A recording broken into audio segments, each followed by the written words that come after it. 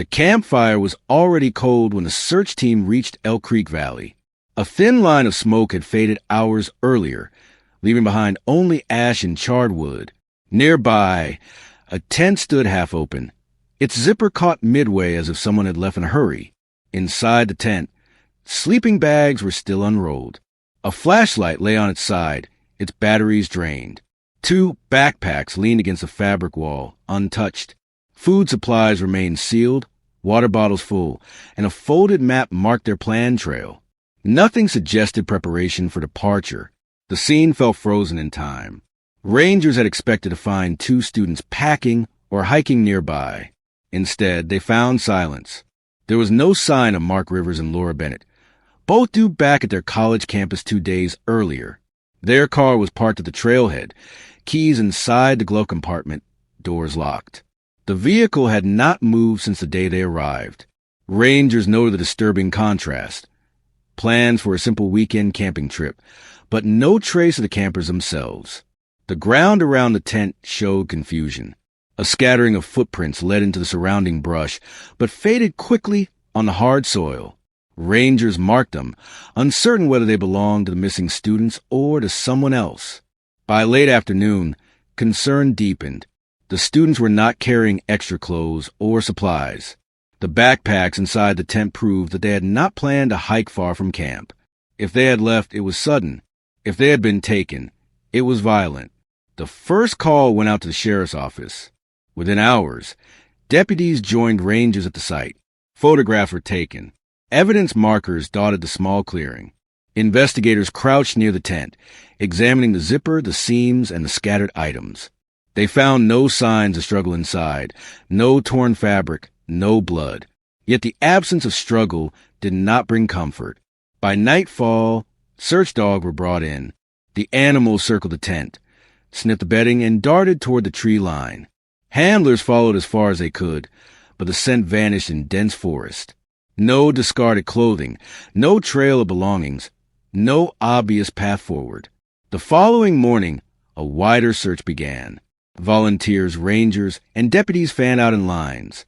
Helicopters hovered above Elk Creek Valley, their rotors breaking the quiet of the wilderness.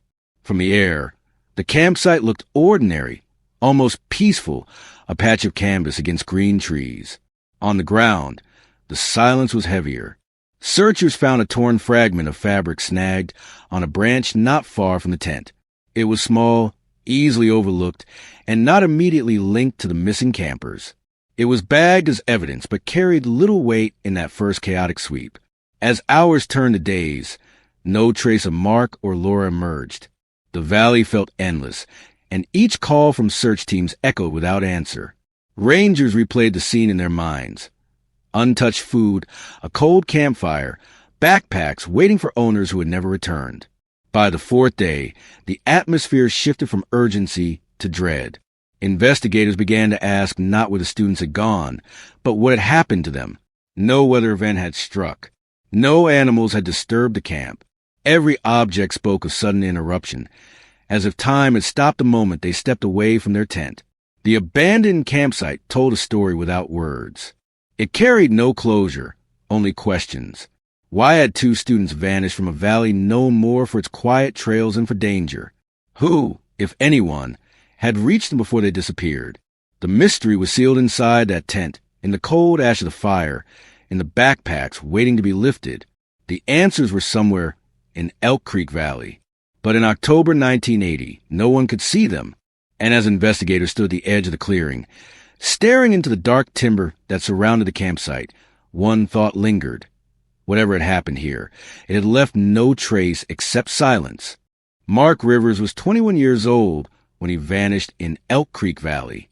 He grew up in Denver, the youngest of 3 brothers, a quiet child who preferred books and maps over crowded rooms.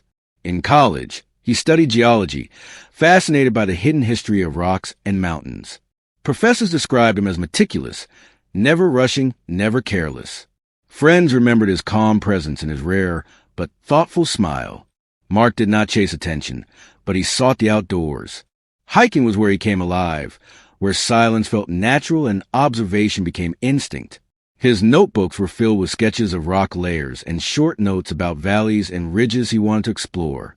For him, a weekend in the wilderness was not a risk. It was a return to the place where he felt most himself. Laura Bennett was 20 years old, a year younger, with an entirely different energy. She was studying environmental science, motivated by the belief that people had a responsibility to protect the land they used. Where Mark was quiet, Laura was determined. She spoke with conviction in classrooms, challenged ideas, and encouraged friends to act instead of simply talk. Her kindness was not loud but constant. Neighbors remembered her helping elderly residents shovel snow in the winter. Classmates recalled her volunteering for cleanup projects without hesitation. She balanced determination with compassion, never letting either part of her personality dominate the other. Mark and Laura met through a campus hiking group. Their bond was not romantic, but built on shared respect for the wilderness. Both found peace in long trails, in carrying only what was necessary, and in leaving no trace behind. Their friendship was steady, defined by quiet trust rather than constant words. When they planned their October 1980 camping trip, it was meant to be routine. Elk Creek Valley was familiar ground for hikers. The trail was not dangerous, the terrain not extreme. For Mark, it was another opportunity to observe geology up close. For Laura, it was a chance to breathe away from lectures and deadlines. For both, it was ordinary until it was not. Their families supported the trip without hesitation. Mark's parents were used to his weekend excursions, knowing he prepared carefully. Laura's family trusted her judgment, describing her as responsible beyond her years. Nothing about the plan suggested danger. But in the days that followed their disappearance, every detail of who they were became magnified. Mark's silence now looked like mystery. Laura's determination looked like courage that may have been tested. Their backpacks and the abandoned tent became symbols of lives interrupted before they could continue. 2 students, full of intention but not reckless. 2 friends, bound by a simple trip into the mountains. That background, so ordinary, became the contrast of an extraordinary disappearance. The community did not remember them as thrill-seekers or risk-takers. They were remembered as careful, thoughtful, and driven. That truth made the unanswered question sharper. If Mark and Laura had vanished, it was not because of carelessness. It was because something stronger had intervened. The search for that answer was only beginning. On October 10th, 1980, a park ranger spotted Mark Rivers and Laura Bennett at the Elk Creek Valley trailhead. They carried light packs, camping gear neatly arranged, and a folded permit tucked inside Laura's pocket. The ranger remembered them as polite and prepared. They signed the logbook, wrote down their route, and disappeared into the trees. That was the last confirmed sighting. Their plan was simple. Hike 3 miles into the valley, set camp near the creek, spend 2 nights, and return by Sunday evening. Neither carried excessive gear. Neither expected danger. To anyone watching, it was an ordinary trip by 2 students who had camped before. By Monday morning, alarms began. Mark had classes that day. Laura had a lab session, but neither appeared on campus. Calls to their dorm rooms went unanswered. At first, it looked like a delay, maybe an extended trip. By Tuesday, families contacted authorities. The search began where the ranger had seen them last. When deputies arrived at Elk Creek Valley, the car confirmed the story. Mark's small sedan was still at the trailhead. Its tires were caked in mud from the drive-in, doors locked, keys resting inside the glove box. The car was a silent marker. They had entered the valley, but they had never returned. Searchers followed the logbook entry to the creekside site. What they found there disturbed them. The tent was half-zipped, pitched firmly but strangely open. Sleeping bags were unrolled, each laid out as if ready for the night. A flashlight rested on the ground, its beam long gone. Food remained in sealed containers, water bottles untouched. Nothing indicated packing or departure. The campfire had burned down, leaving ash and half-charred logs. Rangers noted that it had been doused or abandoned before morning. It was not the mark of hikers finishing their trip. It was a sign of hikers interrupted. The footprints around the site deepened the mystery. Some impressions matched hiking boots consistent with the students. Others were unclear, partially erased by weather and terrain. None led far enough to explain absence. No struggle was obvious. No overturned gear, no broken branches. Yet the silence was unnatural. The first night of searching stretched into morning. Volunteers moved through the valley in grids. Helicopters scanned from above. Dogs caught scents that vanished in thick forest. The searchers expected a clue, a drop jacket, a boot, a note. Instead, they found nothing. Investigators pieced together what little they had. Mark and Laura had arrived, pitched camp, and likely eaten dinner. At some point, they stepped away from the tent. From there, the record ended. Rumors surfaced quickly. Some said they might have argued and walked off separately. Others whispered about strangers in the valley. Hunters, drifters, men no one could identify. A few wondered if an accident had pulled them into the creek or deeper into the timber. But without evidence, every theory collapsed. The strangeness of the abandoned camp unsettled even seasoned rangers. Supplies were intact. Gear was orderly. It was as if the campers had expected to return within minutes, but had never been allowed to. That impression weighed heavily. Whatever had drawn them from their tent had been sudden, and whatever followed had left no trace. Days stretched on, but the silence remained.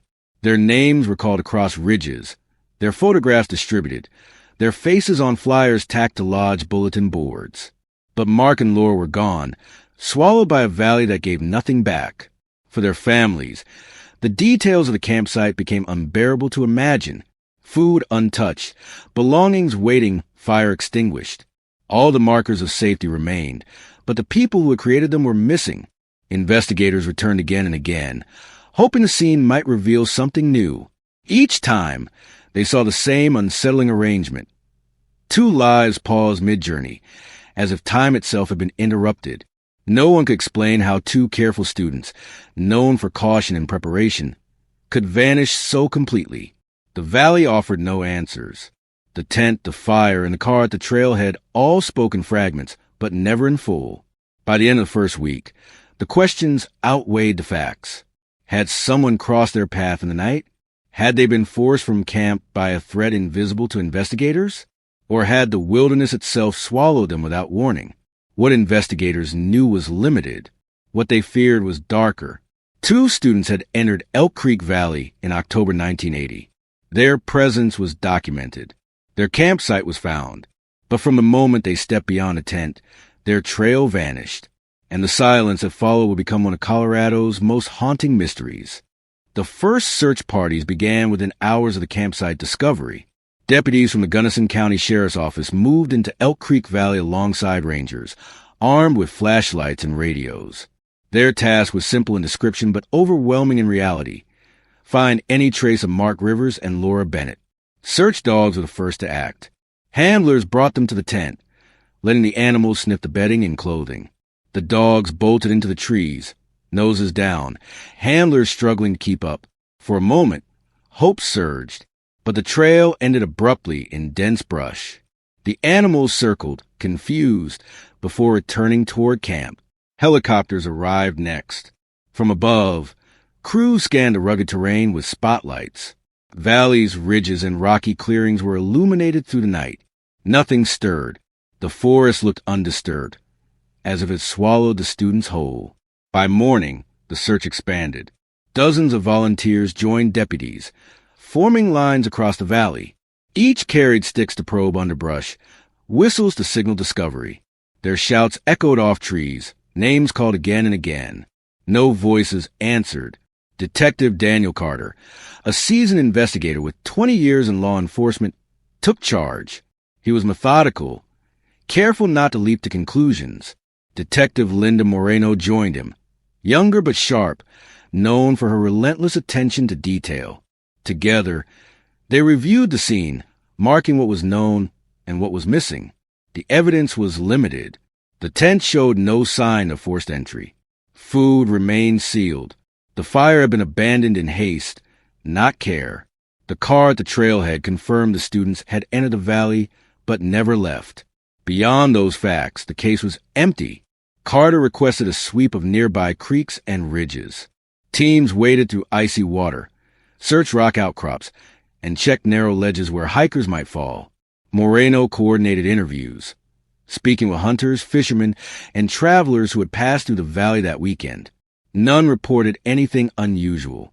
The first 48 hours were consumed by movement and expectation. Each radio call sparked anticipation. Each discovery, a scrap of cloth, a boot print, was quickly tested, then dismissed as unrelated. With every passing hour, the sense of urgency deepened into unease. By the third day, frustration began to surface. The valley yielded nothing. Dogs lost the trail repeatedly. Helicopters reported no bodies, no signs of distress. Volunteers searched mile after mile, without success. The investigation felt as if it were chasing shadows. Detectives Carter and Moreno considered possibilities. Could the students have chosen to vanish, leaving their belongings behind? The evidence argued against it. No one abandoned supplies in the wilderness voluntarily. Could an animal attack have driven them from camp? There were no drag marks, no blood, no torn fabric. Could another person have been involved? If so, that person left no trace. The press began circling. Newspapers reported on the missing students, calling it one of Colorado's strangest disappearances. Families spoke publicly, pleading for help but careful not to speculate. Behind the scenes, the tone shifted. Detectives admitted to one another that the leads were collapsing. Carter noted that without physical evidence, the case was turning into guesswork. Moreno pressed for further testing of every item in the tent, hoping for a fingerprint or hair strand that might reveal another presence. But days became a week, and the evidence remained stubbornly silent. What began as a search now carried the weight of mystery.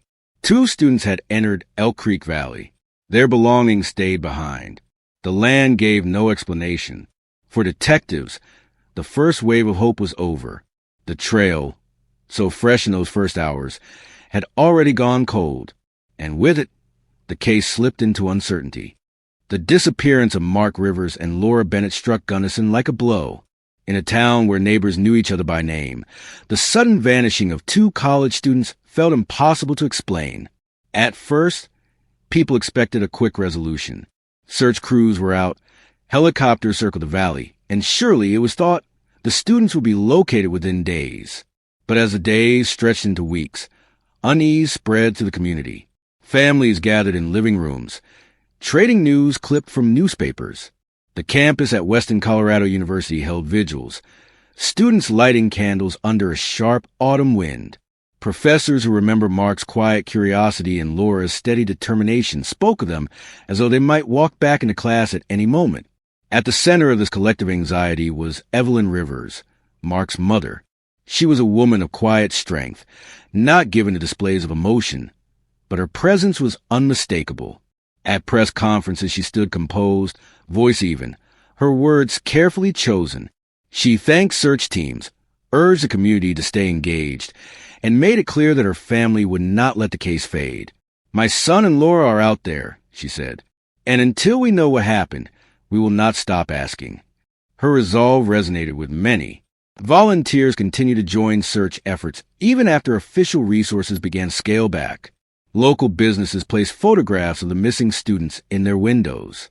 Churches offered prayer services, and the town hall opened its doors for nightly meetings where updates were shared, even when there was little new to report.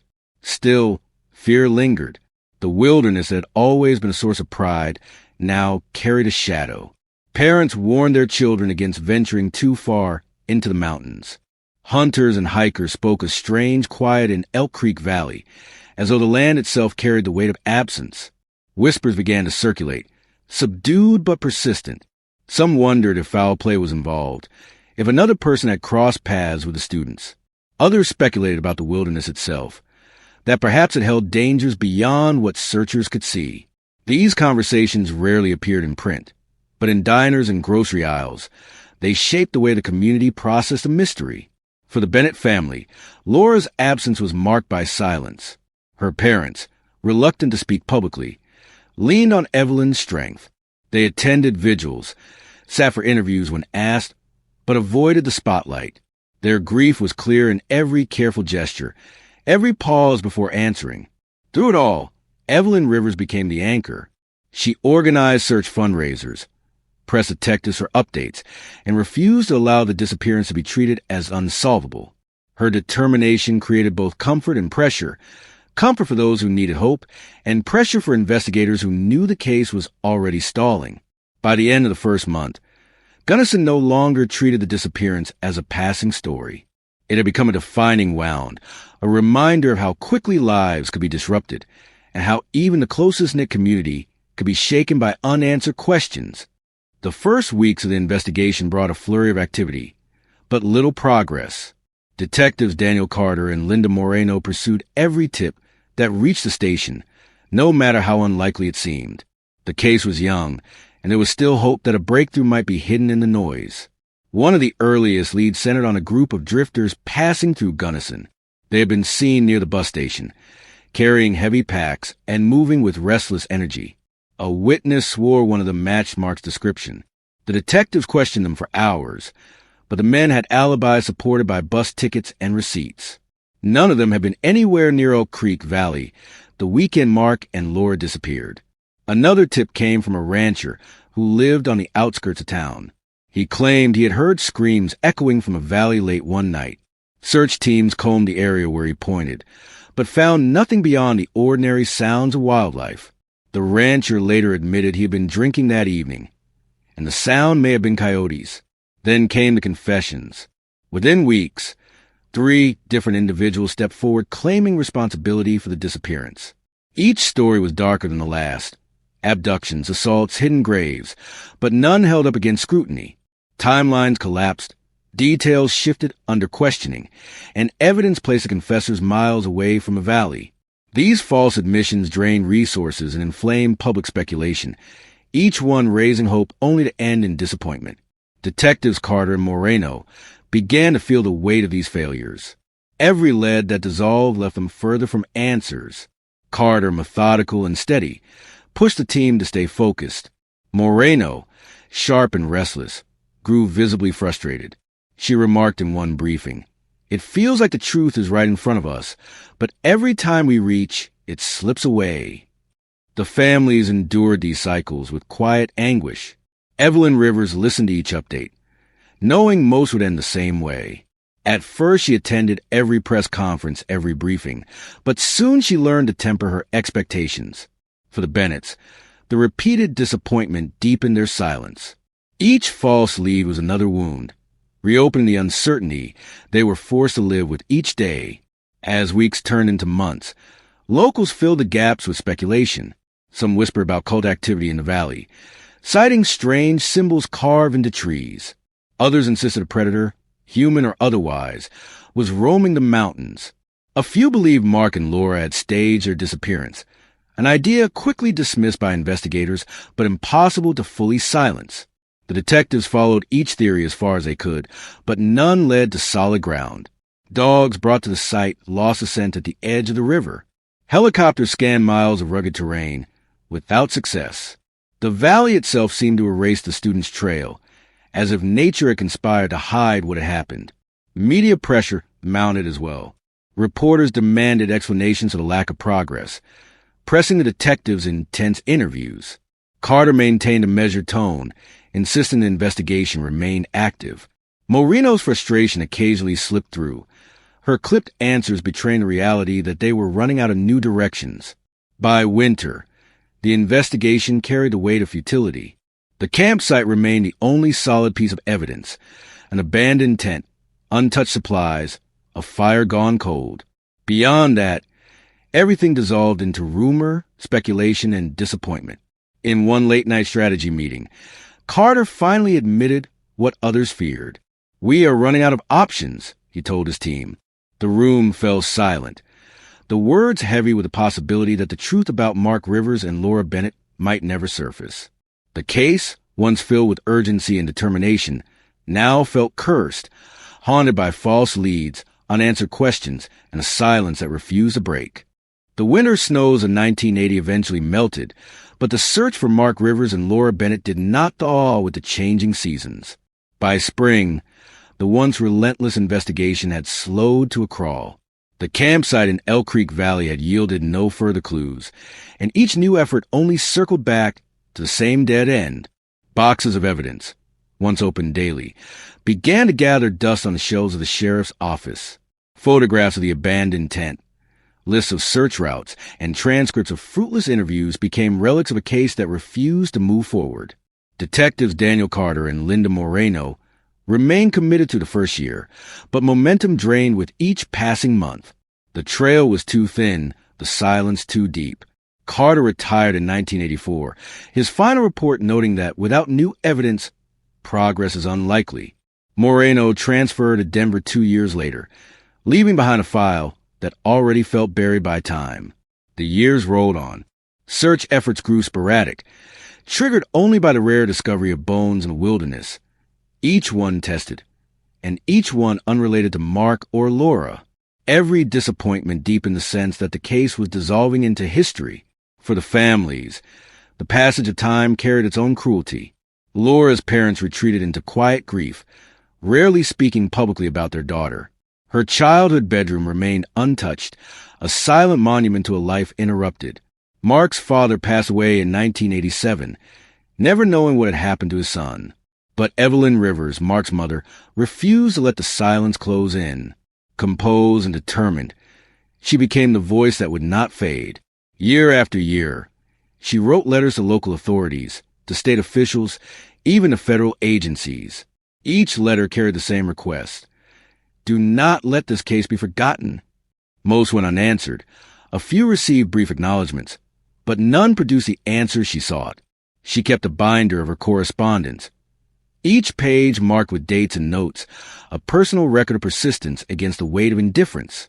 For her, silence was not an option. Meanwhile, the community that had once whispered about the case moved on. New generations grew up knowing only fragments of the story, retold in half-remembered warnings about the dangers of the valley. The fear that once gripped Elk Creek faded into background caution, replaced by fresher concerns. By the early 1990s, the disappearance of Mark Rivers and Laura Bennett was officially considered a cold case. The files were stored in a backroom, untouched except for the occasional reference by a new detective scanning old records. The official stance was simple. Without new evidence, there was nothing left to pursue. The chilling reality settled in. 2 young lives had vanished, and the truth had vanished with them. Years had passed in silence. Leads had dried up. Families had grown older. And the case that once commanded headlines was now little more than a fading memory in rural Colorado. Still, in a small house on the edge of town, Evelyn Rivers continued to write. Each letter was another reminder that time had not erased her son, nor Laura Bennett. She kept faith that one day, something, no matter how small, would reopen the case. But for now, the truth remained locked in the wilderness, untouched and unspoken, as decades of silence settled over Elk Creek Valley. By the mid-1990s, the case of Mark Rivers and Laura Bennett had been dormant for more than a decade. Officially, it was a cold file, one of many collecting dust in the archives of Gunnison County. Unofficially, it remained an open wound for the families, especially for Evelyn Rivers, who had never stopped writing her letters. That persistence finally met progress when forensic science began to move forward. DNA profiling, once in its infancy, was now gaining traction as a reliable investigative tool. Across the country, old cases were being revisited with methods that had not been available years earlier. In 1996, Colorado authorities reviewed unsolved cases for potential forensic reevaluation. Among the files selected was the Elk Creek Valley disappearance. The evidence boxes were pulled from storage, their contents cataloged again after years of neglect. Photographs had faded slightly, but the physical items remained intact. One piece stood out, a torn fragment of fabric collected from the campsite. It had been sealed in an evidence bag since October 1980. Log is potentially connected to the victim's tent. At the time, it had offered little to investigators. Now it was considered valuable. Technicians carefully prepared the sample for testing. DNA analysis in the 1990s was still limited, but it could detect traces that earlier science would have missed. The process was slow, requiring weeks of meticulous work. When the results came back, they carried the weight of history. The torn fabric contained a partial DNA profile. It did not match either Mark Rivers or Laura Bennett. Instead, it matched a profile already in the national database, entered years earlier after an assault conviction. The name attached to the record was Richard Coleman. Coleman was no stranger to law enforcement. He had a history of violent behavior, including a 1985 arrest for aggravated assault in New Mexico. His DNA had been entered into the system after that conviction, one of thousands collected in the growing database.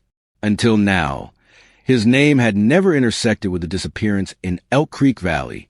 The discovery reignited the case. For the first time in 16 years, detectives had a lead that was more than rumor or speculation. Coleman's DNA on the fabric placed him at the campsite, raising questions that could no longer be ignored. The Colorado Bureau of Investigation reopened the file with urgency. Detectives pored over Coleman's history, tracing his movements during the early 1980s. Records showed he had worked seasonal jobs across several western states. In the fall of 1980, he had been in Colorado. Employment logs placed him at a logging camp less than 50 miles from Elk Creek Valley. The circumstantial details aligned with chilling precision. Coleman had the means to be in the area, the temperament to commit violence, and now the forensic evidence to connect him to the scene. When the results were shared with Evelyn Rivers, she listened in silence. For 16 years she had asked for progress, and now she was hearing words she had once feared might never come.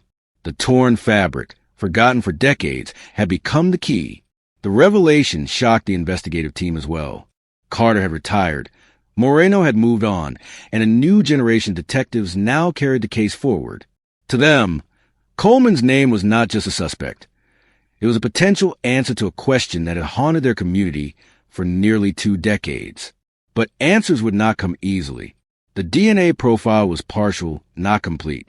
It was strong enough to establish presence, but not definitive proof of guilt. Investigators knew they needed more. Still, the breakthrough marked a turning point. What had been sealed by time was now reopened by science. For the first time since 1980, the disappearance of Mark Rivers and Laura Bennett no longer felt like a mystery buried in the wilderness. It was a case alive again, carried forward by a fragment of fabric and the silent trace of DNA. As detectives prepared to track Richard Coleman, the families braced for what might follow: truth, justice, or another disappointment. Detective Miguel Rodriguez was 32 years old when the Elk Creek Valley case landed on his desk. Newly assigned to the Colorado Bureau of Investigation's Cold Case Unit, he brought with him a reputation for precision and persistence. Where others saw closed files, Rodriguez saw unfinished stories waiting to be solved. The DNA hit from Richard Coleman had breathed new life into the case, but it was Rodriguez who transformed it into a full pursuit. He began by spreading the evidence across his office: photographs of the abandoned tent, transcripts of witness statements, maps of search grids, and the torn fabric that had carried Coleman's genetic trace. Rodriguez read the old reports line by line, making notes of the margins, highlighting overlooked details. What struck him most was not what the files contained, but what they lacked. The investigation had stalled in 1980 because the trail was thin, but Rodriguez believed connections had been missed. He made it his mission to find them. The detective requested Coleman's full history from state and federal agencies. The file painted a troubling picture. Coleman had been arrested multiple times for violence, each case more serious than the last. He drifted from one seasonal job to another, rarely staying long in one place. His record showed a pattern of anger and instability, but also a capacity for disappearing into rural communities without leaving much trace. Rodriguez cross-referenced employment logs, travel records, and witness statements from the original investigation. Slowly, a pattern began to emerge. Coleman had been in Colorado during the fall of 1980. A pay stub placed him at a logging site near Gunnison just weeks before Mark and Laura vanished. Digging deeper, Rodriguez discovered something that earlier investigators had not pursued. A local ranger's report noted seeing a man wandering alone near Elk Creek Valley on October 11, 1980. The same weekend the students disappeared. The description was vague, but Rodriguez compared it to Coleman's known appearance at the time: medium build, dark hair, heavy boots. The similarity was striking. To Rodriguez, These details were not coincidences. They were threads waiting to be tied together. His methodical approach impressed his colleagues, but also set him apart. While other detectives balanced multiple cases, Rodriguez immersed himself fully in Elk Creek. He worked late nights, surrounding himself with evidence boards filled with photographs and timelines, determined to see the story through. When he visited Evelyn Rivers to update her, she noticed his intensity. He spoke carefully, never promising more than he could deliver, but his conviction was clear. "I believe this case can be solved," he told her. After 16 years of waiting, it was the first time Evelyn had heard an investigator speak with such certainty. Rodriguez also pushed for additional forensic testing. Advances since 1996 meant more sensitive techniques were available. He ordered a full re-examination of items from the campsite: sleeping bags, utensils, and clothing. Each item was tested for microscopic traces that might have been overlooked. The process was slow, but Rodriguez insisted on exhausting every possibility. What kept him moving was not only the evidence, but the silence that had hung over the case for so long. He believed justice had been delayed, but not denied. Every overlooked report, every forgotten statement became a piece of the puzzle.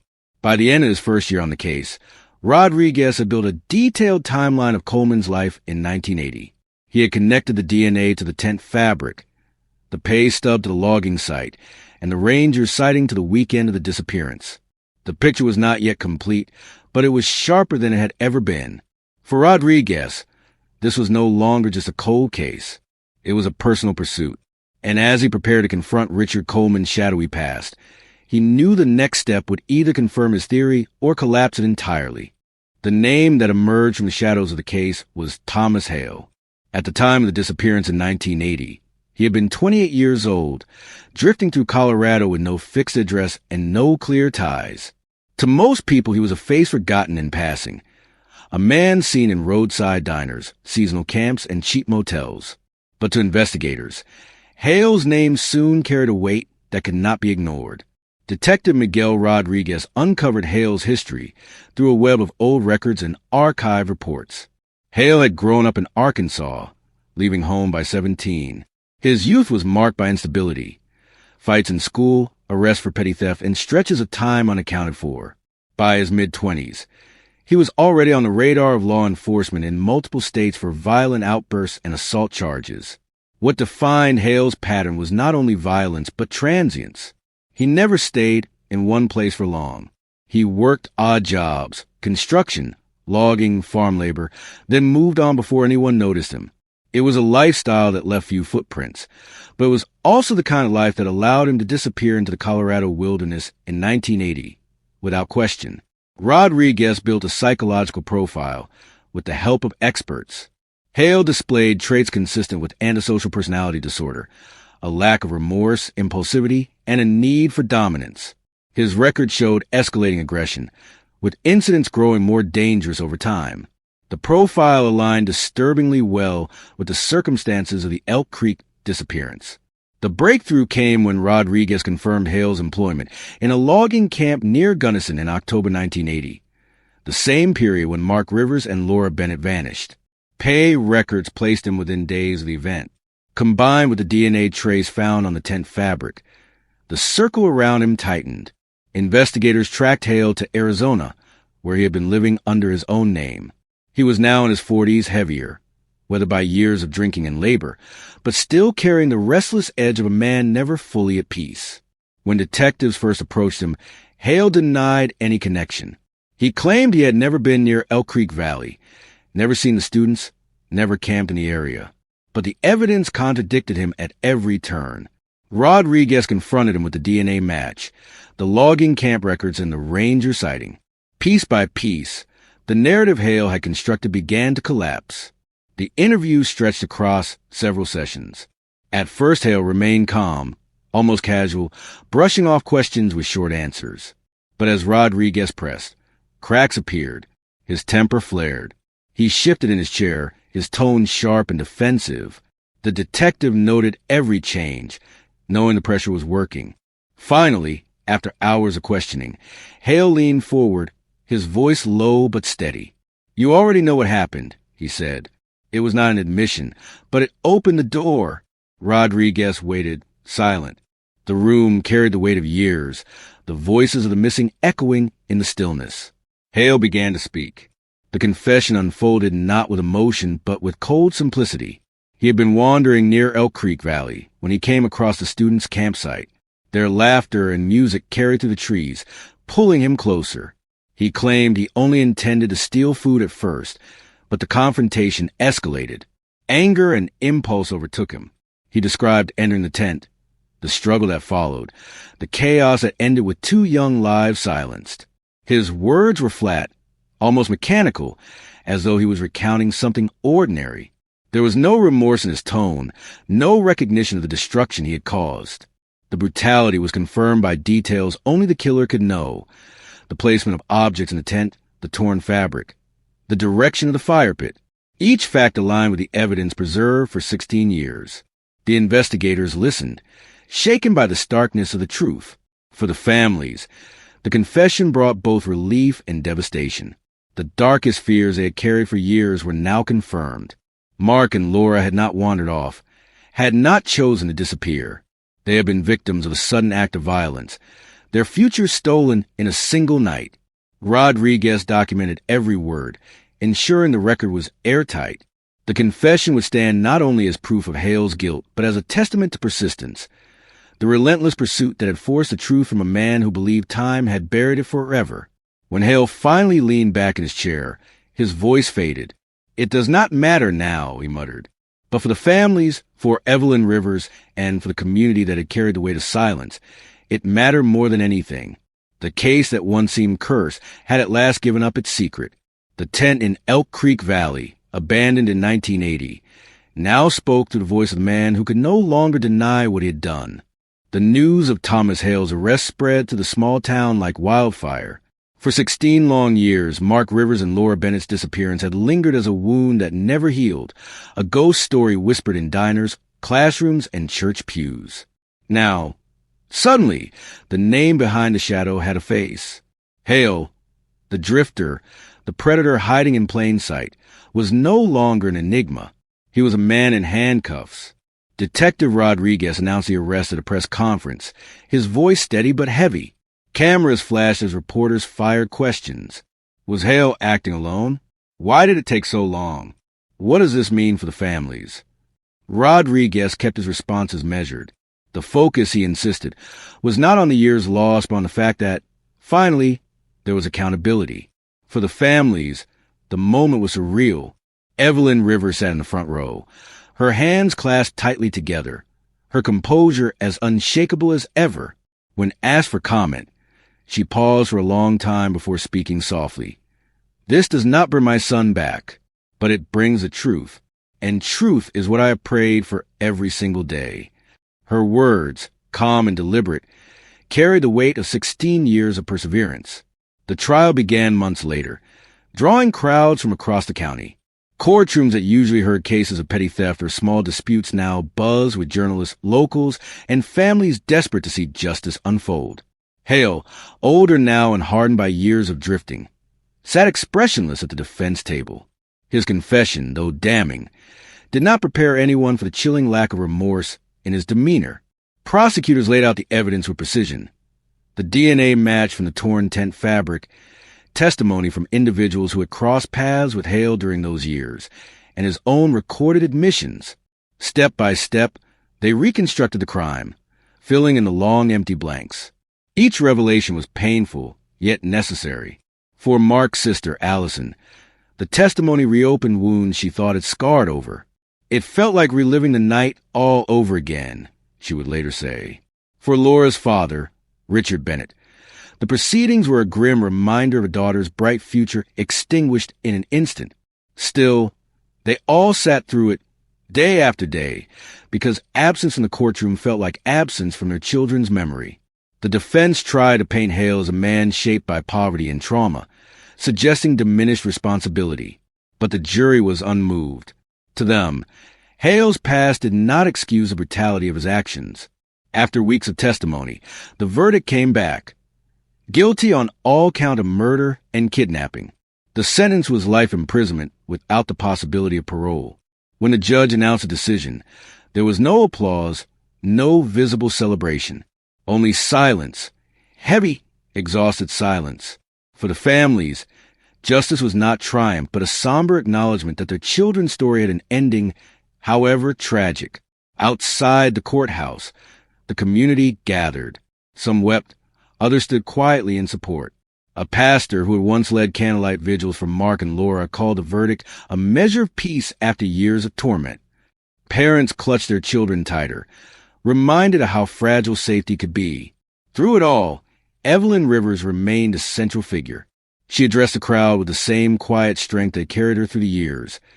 This case shows that silence does not erase truth. Justice may be delayed, but it does not die. My son and Laura will not be forgotten.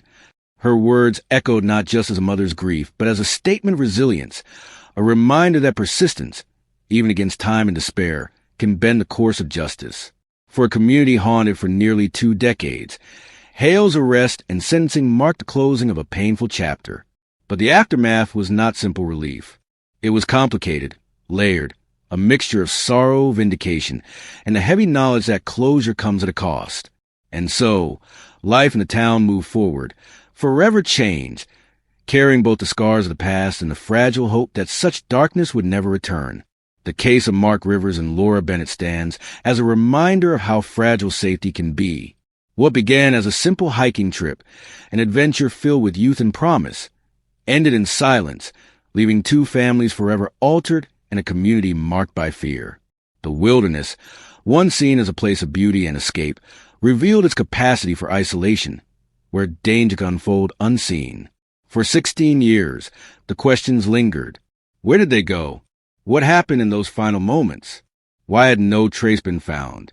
Those unanswered questions haunted every vigil, every prayer, every quiet night, when the families searched for meaning in the absence of truth. The passage of time only deepened the mystery, until persistence and science intersected. A fragment of fabric, preserved in a box for years, carried the thread that would unravel the silence. Justice came slowly, almost reluctantly, but it came. Evelyn Rivers' steadfast determination, the resolve of investigators who refused to let the case remain buried, and the advance of forensic science converged to bring an ending once thought impossible. Yet justice does not erase loss. It cannot return Mark's laughter or Laura's determination. It cannot restore the future stolen. What offers instead is a measure of truth, a fragile anchor in the face of grief. The story of Mark and Laura will not be remembered only for how it ended, but for the long endurance of those who refuse to forget them. It is a reminder that even decades-old secrets cannot always remain hidden. And in the quiet of the mountains where they last walked, the echoes of their lives remain, a presence both haunting and enduring.